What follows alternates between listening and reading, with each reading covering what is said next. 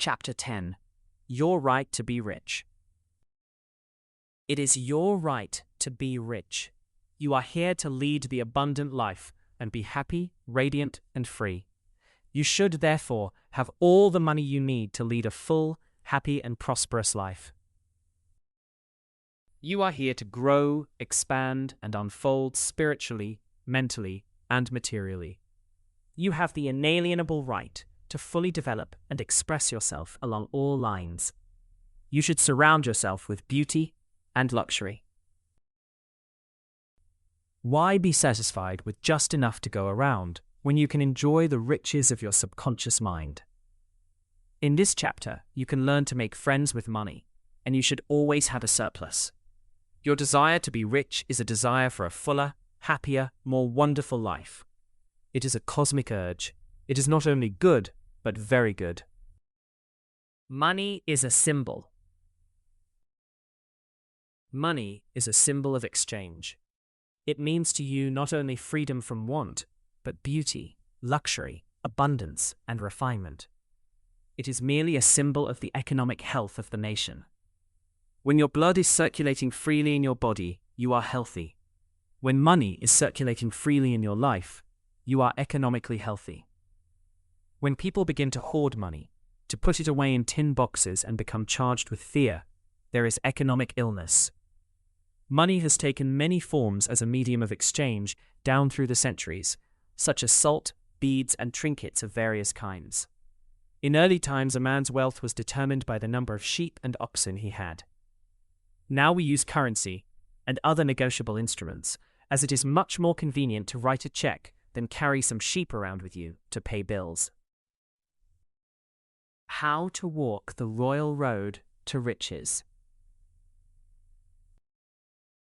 Knowledge of the powers of your subconscious mind is the means to the royal road to riches of all kinds, spiritual, mental, or financial. The student of the laws of mind believes and knows definitely that regardless of economic situations, stock market fluctuation, depression, strikes, war, or other conditions and circumstances, he will always be amply supplied, regardless of what form money takes. The reason for this is that he has conveyed the idea of wealth to his subconscious mind, and it keeps him supplied wherever he may be. He has convinced himself in his mind that money is forever flowing freely in his life, and that there is always a wonderful surplus.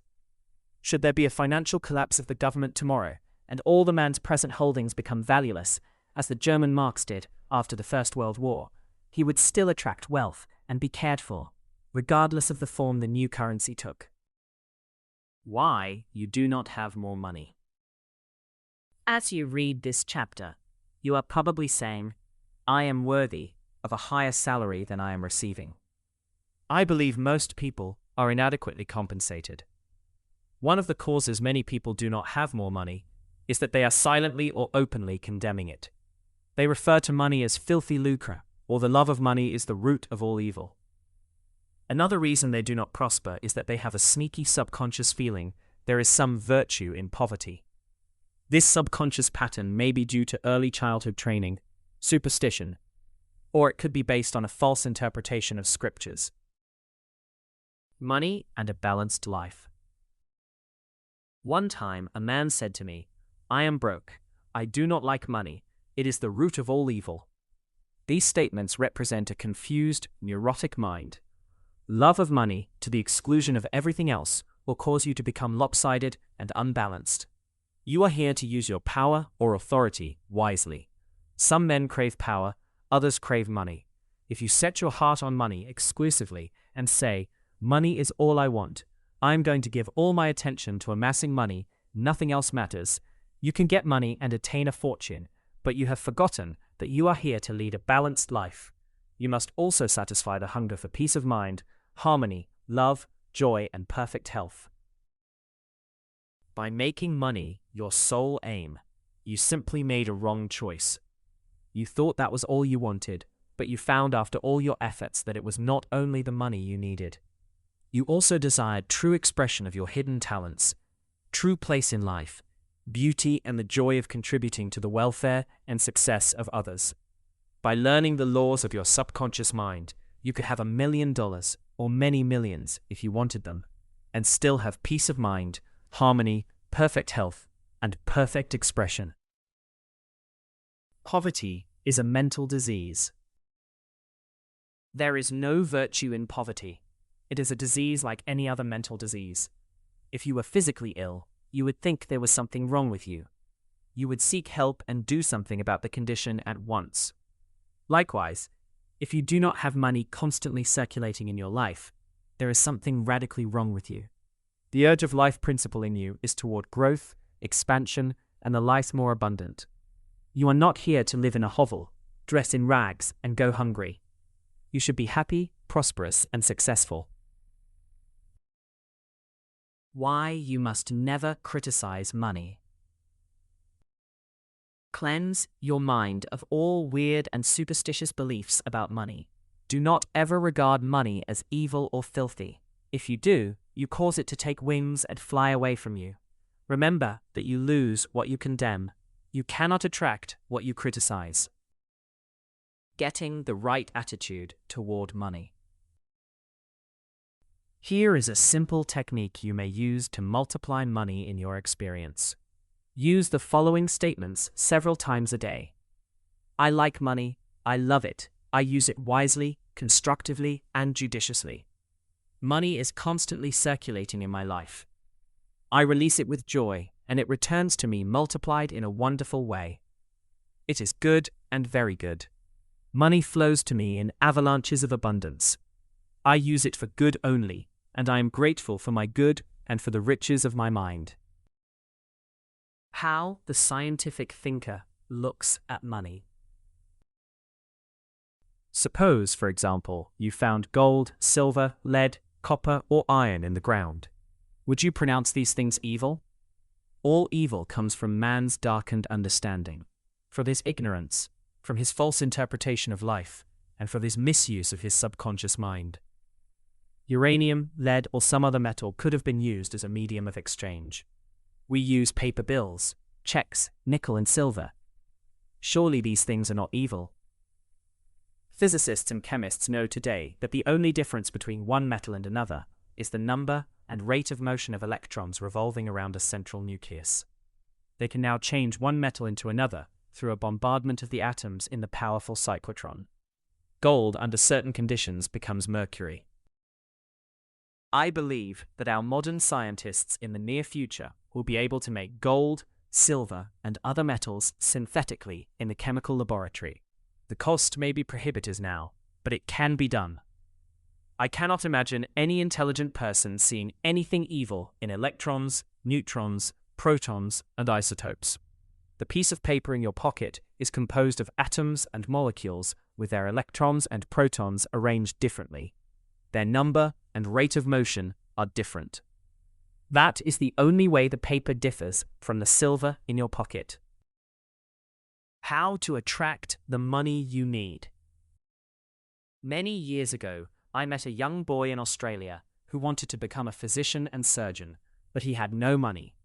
I explained to him how a seed deposited in the soil attracts to itself everything necessary for its unfolding, and that all he had to do was to take a lesson from the seed and deposit the required idea in his subconscious mind. For expenses, this young brilliant boy used to clean out doctors' offices, wash windows, and do odd repair jobs. He told me that every night, as he went to sleep, he used to picture in his mind's eye a medical diploma on a wall with his name on it in big, bold letters. He used to clean and shine the framed diplomas in the medical building where he worked.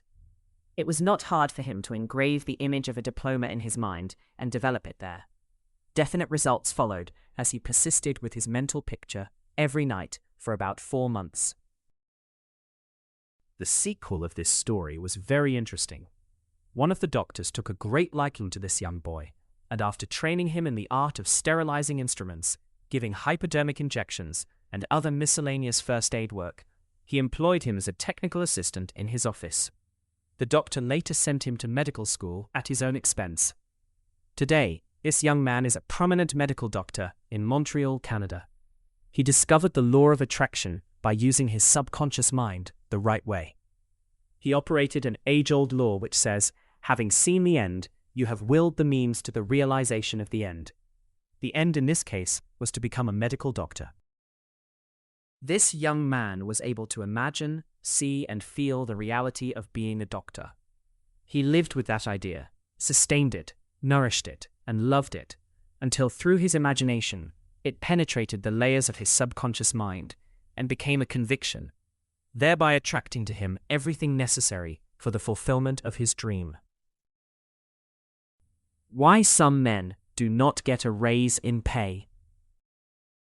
If you are working in a large organization and you are silently thinking of and resenting the fact you are underpaid, that you are not appreciated, and that you deserve more money and great recognition, you are subconsciously severing your ties with that organization. You are setting a law in motion, and the superintendent or manager will say to you, "We have to let you go." Actually, you dismissed yourself. The manager was simply the instrument through which your own negative mental state was confirmed. It was an example of the law of action and reaction. The action was your thought, and the reaction was the response of your subconscious mind. Obstacles and impediments on the pathway to riches. I am sure you have heard men say, "That fellow has a racket. He is a racketeer. He is getting money dishonestly. He is a faker. I knew him when he had nothing.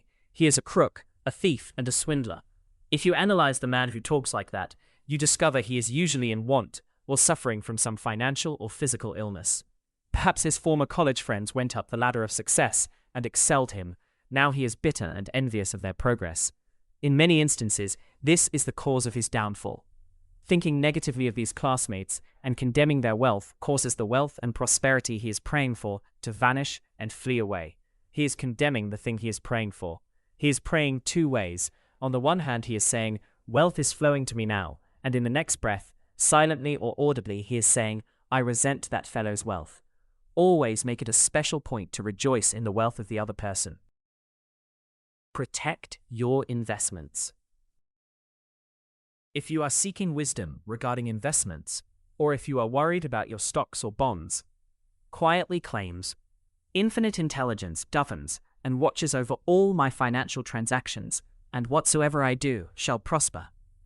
Do this frequently, and you will find that your investments will be wise. Moreover, you will be protected from loss, as you will be prompted to sell your securities or holdings before any loss accrues to you.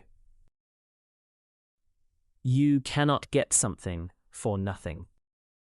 In large stores, the management employs store detectives to prevent people from stealing.